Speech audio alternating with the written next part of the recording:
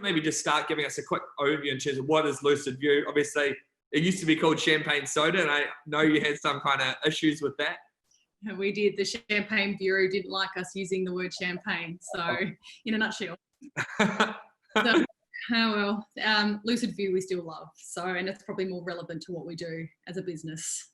But similar to Chris and True Sight, we've been around for 3 years as well.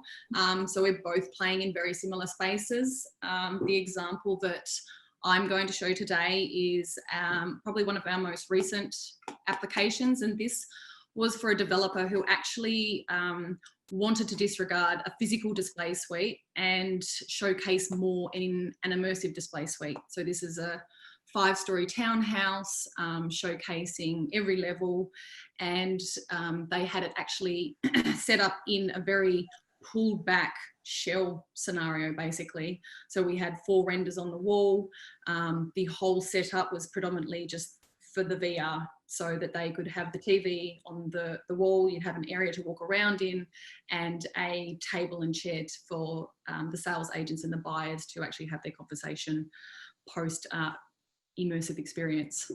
Cool, all right, and on that note, I'll push play. Yeah.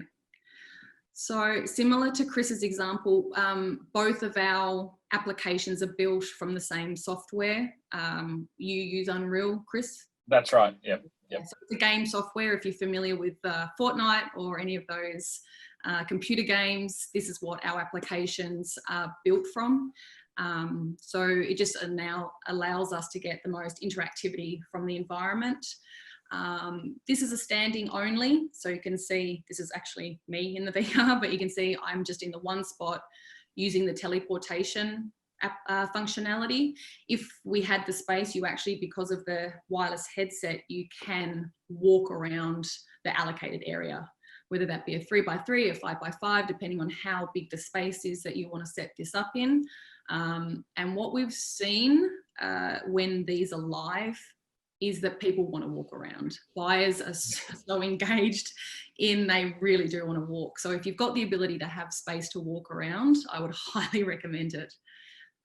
Very cool. And so you mentioned this was for a town. How many townhouses were in the development? There were 4. Cool. So it's a pretty good alternative as far as, you know, it's kind of when developments are not quite big enough to kind of do the full display suite experience, but this can kind of be a cost-effective alternative.